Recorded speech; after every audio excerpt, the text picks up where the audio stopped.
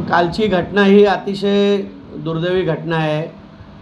निष्पाप लोकांचा बळी त्या ठिकाणी मुंबईमध्ये गेलेला आहे आणि अशी दुर्घटना कुठेही घडू नये याची काळजी घेण्यासाठी प्रत्येक महापालिकेने जे अनधिकृत होर्डिंग्स आहेत त्या अनधिकृत होर्डिंगवर तातडीने कारवाई झाली पाहिजे. कल्याण डोंबिवली महापालिकेमध्ये इतक्या मोठमोठ्या होर्डिंग दिसतात. या शहराचं विद्रुपीकरण झालेलं आहे. मी माननीय आयुक्त महोदयांना विनंती करेन की आपण IAS अधिकारी आल्यानंतर आम्ही सर्व कल्याण डोंबिवलीकर खुश झालो होतो की या कल्याण शहराचा कायापालट होईल आणि या कल्याण शहराचा कायापालट करण्यासाठी आपण सक्षम अधिकारी म्हणून या ठिकाणी कार्यरत आहात. परंतु जे आपले खालचे अधिकारी आहेत ते पूर्णपणे AC कॅबिनमध्ये बसून कामकाज करतायत, रस्त्यावर कोणी उतरत नाही आहेत.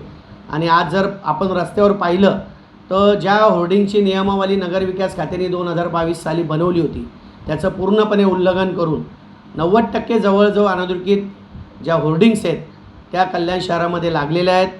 याच्यानंतर कल्याण डोंबिवलीमध्ये जे मुंबईमध्ये घडलं ते घडू नये याच्यासाठी तात्काळ काल मुख्यमंत्री साहेबांनी आदेश दिलेले आहेत की तात्काळ ज्या जागेंचे सर्वेक्षण करून त्या कुणाच्या आहेत, किती अनधिकृत आहेत, त्याचं स्ट्रक्चर ऑडिट झालं पाहिजे, अशा प्रकारच्या सूचनासुद्धा दिलेल्या आहेत आणि तात्काळ याच्यावर कारवाई करून या शहराचं विद्रुपीकरण थांबवावं हीच हात जोडून आम्ही आयुक्त महोदयांना विनंती करतो आहे. माननीय आयुक्त महोदय, कल्याण डोंबिवली महापालिका डॉक्टर इंदुराणी जाखड मॅडम यांनी मागील आठवड्यामध्येच कल्याण डोंबिवली महापालिकेच्या हद्दीमध्ये सध्या अस्तित्वात असणाऱ्या सर्व अधिकृत होर्डिंगचे स्ट्रक्चरल ऑडिट करून घेणं आणि त्याच्या संरक्षण आणि सुरक्षेच्या बाबतीमध्ये योग्य ती उपाययोजना करण्यासंदर्भात संबंधित होर्डिंग धारकांना सूचित करण्याविषयी कळवलेलं आहे.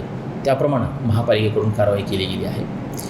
मुद्दा क्रमांक 2 जो अनधिकृत होर्डिंगच्या बाबतीमध्ये आपला प्रश्न आहे त्यानुसार अनधिकृत होर्डिंग हे ज्या प्रभागामध्ये आहे त्या प्रभाग अधिकाऱ्यांना आम्ही ज्या अधिकृत होर्डिंगची यादी आहे ती दिलेली आहे आणि अनधिकृत होर्डिंगच्या बाबतीमध्ये त्यांनी कारवाई करण्याविषयी सूचित करण्यात आलेलं आहे. या बाबतीमध्ये माननीय आयुक्त महोदय यांनीही स्वतंत्रपणे निर्देश दिलेले आहेत. येत्या काही दिवसामध्ये जे अधिकृत होर्डिंग्स आहेत त्याचं ऑडिट, स्ट्रक्चरल ऑडिट या कार्यालयाकडे प्राप्त होईल आणि जे अनधिकृत होर्डिंग्ज आहेत ते निष्कासनाची कारवाई त्वरित सुरू करण्यात येईल.